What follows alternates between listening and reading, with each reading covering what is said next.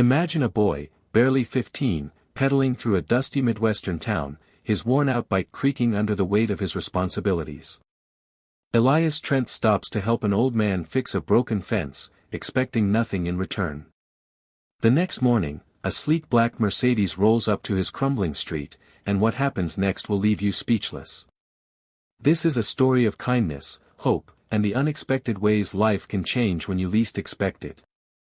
Stick with me, you won't believe where this journey leads. The morning air hung still, broken only by the faint hum of a distant truck and the rhythmic creak of Elias Trent's old bicycle.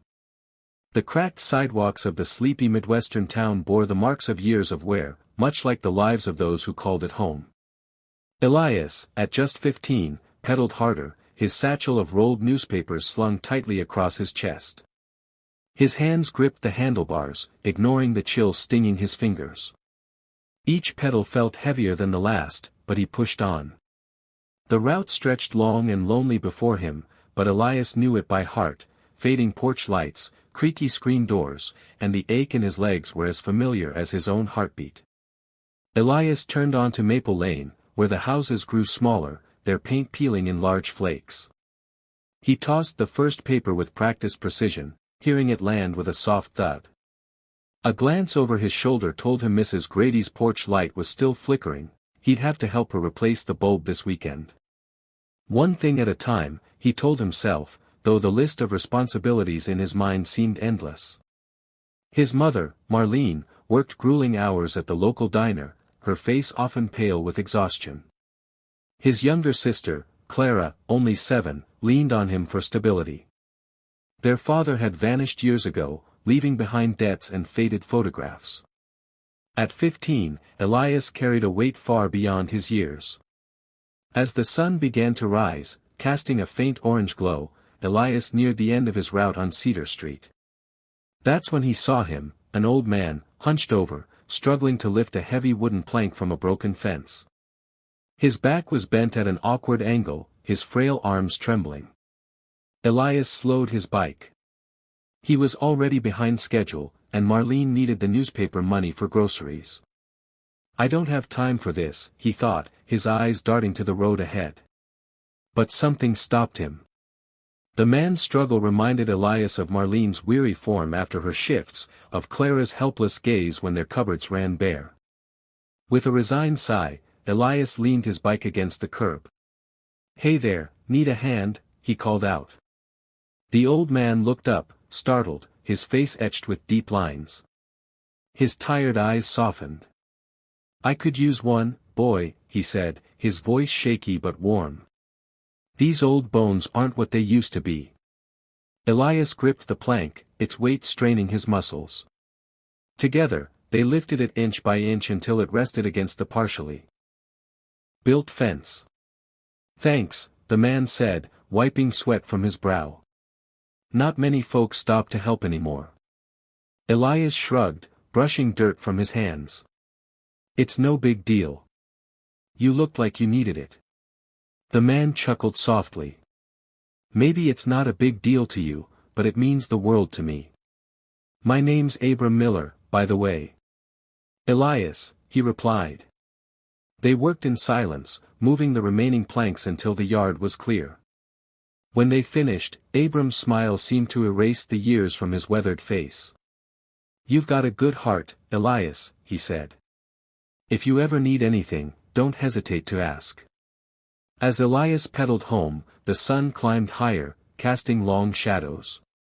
His arms ached, and he was late, but a strange satisfaction lingered. Helping Abram felt right, though he couldn't explain why. At home, Marlene's voice greeted him with concern. "Elias, you're late," she said, her tone a mix of worry and exhaustion. "Sorry, Ma. Ran into someone who needed help," he replied, setting his satchel down. Marlene's tired eyes softened. "Just don't forget, Elias, we need you too."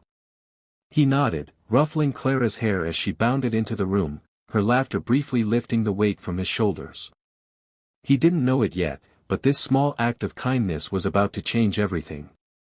The memory of Abram Miller faded into the blur of Elias's routine, deliveries, chores, and Clara's endless questions. But the next morning, as the sun crept through his thin curtains, the ache in his arms from lifting those planks brought the encounter back vividly. It was just a fence, he thought, rubbing his neck. No big deal. Pedaling down Maple Lane, he glanced at Abram's house. The fence looked sturdier, the wood neatly stacked, but there was no sign of the old man. Elias considered stopping to check on him but dismissed the idea. Marlene needed the money, and the route wouldn't wait. By mid-morning, Elias was nearly done with his deliveries. He tossed a newspaper onto a porch, already planning his next stop, when a voice broke his focus. Elias. It was deep and warm.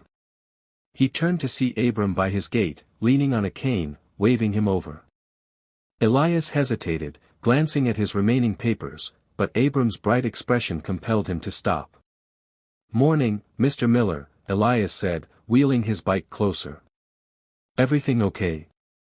Abram nodded, gripping his cane tightly. "Better than okay, thanks to you. I couldn't have finished yesterday without your help." Elias shrugged. "It wasn't much. Just a fence." Abram chuckled, shaking his head. "It's never just a fence, son. It's what the fence stands for." He motioned to the yard. "That fence has been broken for years. I didn't think I'd ever fix it alone, but you stopped. That means something." He invited Elias inside, and curiosity got the better of him. The house was small but tidy, with photographs lining the walls. One caught Elias's eye, a younger Abram beside a radiant woman, standing in front of this very house. "That's Mary, my wife," Abram said softly. "We built this place together over 50 years ago. Lost her 10 years ago. Hasn't been the same since." Elias shifted uncomfortably, unused to such open talk of loss. Abram sensed his unease and gestured to the kitchen table. "Sit. Let me get you something." He returned with lemonade, settling into a chair. "Do you know why I fixed that fence?" Abram asked. Elias shook his head. "Because it's the last thing Mary asked me to do. She loved that fence, said it kept the world out and held us in." His eyes glistened, but his smile held steady. "I've been putting it off for years. Didn't think I could do it alone." Elias stared into his glass, thinking of Marlene's worsening cough and Clara's small hands clutching his. "I'm glad I could help," he said quietly. Abram nodded. "You did more than help, son. You reminded me there's still kindness in the world." As Elias rode away, Abram's words lingered, carrying a weight he couldn't quite grasp. That evening, as he helped Clara with homework, Marlene noticed his quiet mood. "You seem quiet tonight," she said. "Everything okay?" Elias hesitated, then smiled. "Just thinking about fences," he replied, earning a puzzled look from Marlene but a giggle from Clara. Days passed, and Elias's routine resumed its familiar grind. He often glanced at Abram's house during his deliveries, wondering if the old man had finished the fence. Life at home was unchanged, Clara's laughter, Marlene's exhaustion, and the ever-present need for more money. But a strange anticipation nagged at Elias, like a storm brewing just out of sight. That morning started like any other. Elias returned from his route, his shirt damp with sweat. Clara chased a stray cat she'd named Tiger, while Marlene folded laundry on the porch.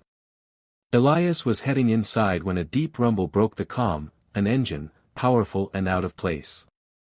He turned to see a sleek black Mercedes creeping down their dusty street, its polished surface gleaming under the sun. Neighbors' heads turned, their curiosity palpable. "Who in the world drives something like that here?" Marlene muttered, wiping her hands on a dish towel. Clara stopped chasing Tiger, her eyes wide. "Is it a movie star, Gabby?" she asked, clutching Elias's arm. "Not likely," he replied, unease creeping into his voice. The Mercedes stopped in front of their gate, and a tall, broad-shouldered man in a crisp gray suit stepped out. His shoes clicked against the pavement, his polite but unreadable smile setting Elias on edge. "Good morning," the man said, his voice smooth. "I'm looking for Elias Trent." Elias blinked, unsure. Clara whispered, "What does he want, Gabby?" "That's me," Elias said cautiously, stepping forward. "Who are you?" The man extended a hand. "Daniel Miller. My father, Abram, told me about you." The mention of Abram eased Elias's tension, though confusion deepened. Marlene's arms crossed tightly, her suspicion clear. "Yes," Daniel continued, "he told me how you helped him. I'm here to thank you." Elias glanced at Marlene. "I didn't do it for thanks," he said. "It was just the right thing to do." Daniel chuckled. "That's exactly why my father wanted me to find you." He reached into his blazer and pulled out a white envelope. "He asked me to give you this." Elias froze, sensing the weight of the envelope. "No," he said firmly, stepping back. "I can't take that." Daniel raised an eyebrow. "Why not?" "Because I didn't help him for money," Elias replied. Silence hung between them, broken only by the murmur of curious neighbors. Daniel tucked the envelope away, smiling thoughtfully. "You're an unusual young man, Elias. If you won't take the money, maybe there's another way to thank you." Elias frowned. "What do you mean?" "I run a logistics company," Daniel explained. "We're always looking for hard-working people with integrity. I'd like to offer you a part-time job." Marlene stepped forward, her voice sharp. "Why would you do that? You don't even know my son." Daniel met her gaze calmly. "My father saw something special in Elias. Good kids deserve opportunities."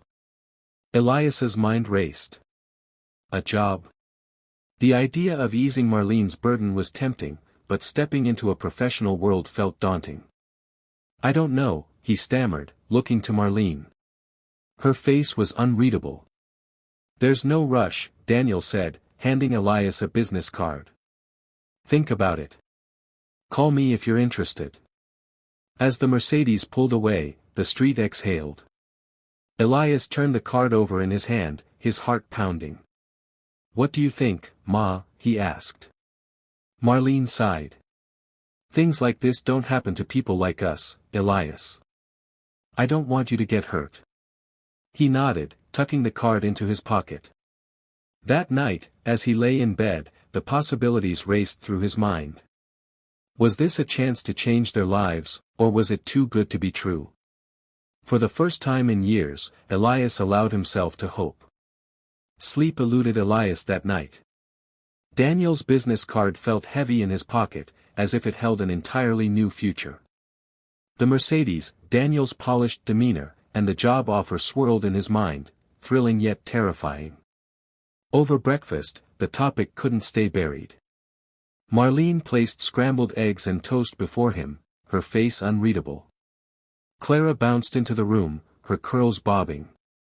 "Mom," Elias began, fiddling with his fork, "about yesterday." "I knew you'd bring it up," Marlene said, sipping her coffee. "Go ahead, tell me what you're thinking." Elias hesitated. "It's a real job, Ma. It could help us, maybe enough to fix things around here." Marlene's brow furrowed. "I know you want to help, but this doesn't feel normal. People don't just offer jobs out of nowhere." "Mr. Miller isn't just anyone," Elias argued. "He's Abram's son, and Abram's a good